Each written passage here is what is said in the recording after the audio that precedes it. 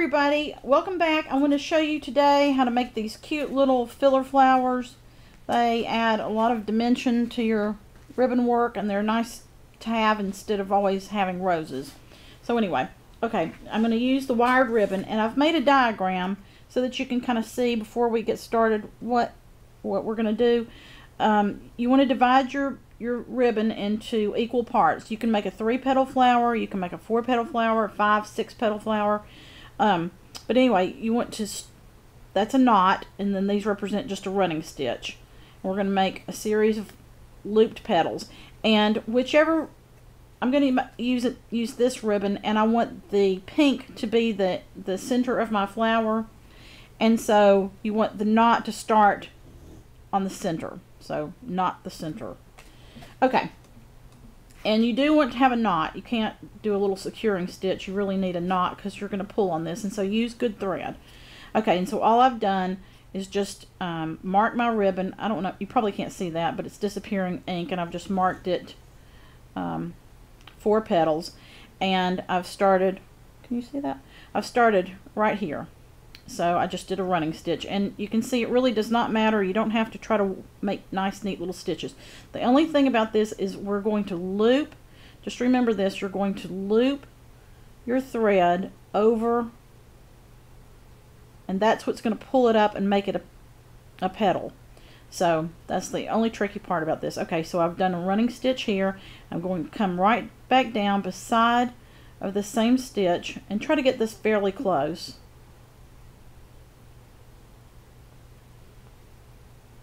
Okay, and so we're gonna see how that makes a loop over that.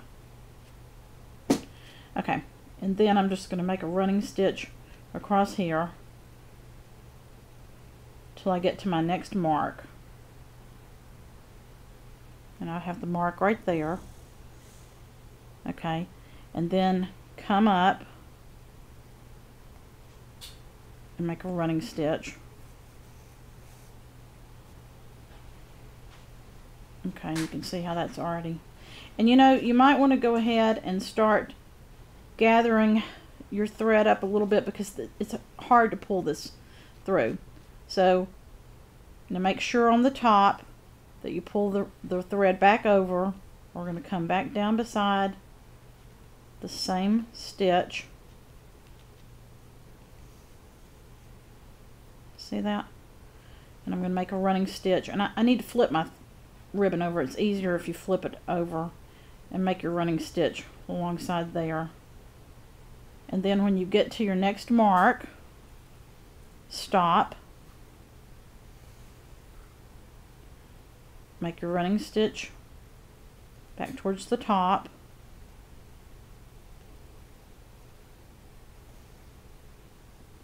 okay, and come back over top of this. I probably really should have done, if I wasn't showing you this, I would have done a little bit better job than that. Okay.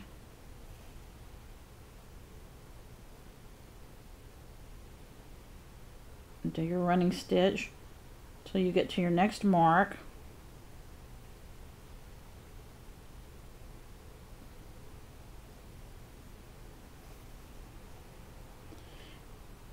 And once you do it a time or two, it'll be very easy. Loop your thread back over the top of your wire.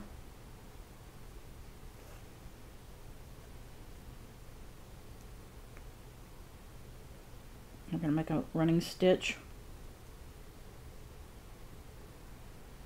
And use as thin a needle as you can thread. This is a beading needle because you don't want to make big holes in your ribbon.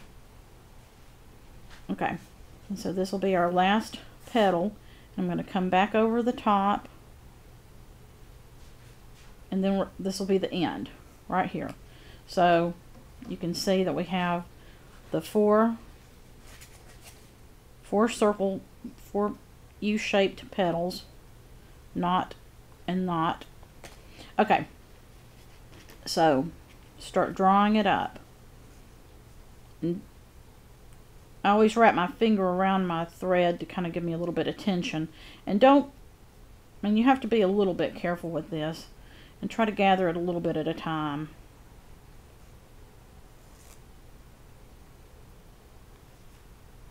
and work your gathers down.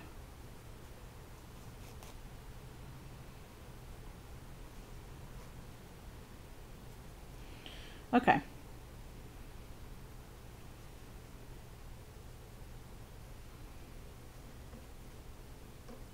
And you have to fiddle with it just a little bit to get all your petals about the same size. Okay, so that's what you have right there. 4 petals. Now let me show you something. You know, you can do a series of these and continue wrapping them and make a little closed flower like that, and even make kind of a rose if you wrapped multiple flowers. But anyway, pull this fairly tight, and then put your 2, can you see that? Put the 2 ends together and just start securing it. And my needle came out. But anyway, that'll be good enough to show you, I think.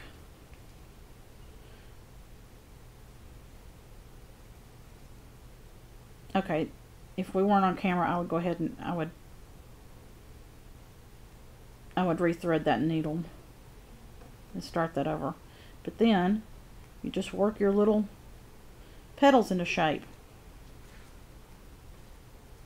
and leave the tail on until you're,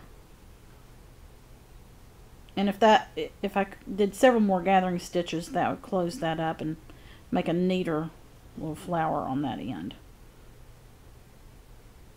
And just adjust your, and then just go ahead and make sure you use old scissors if you're using wired ribbon, but just cut the tail off, and then you can see how that looks.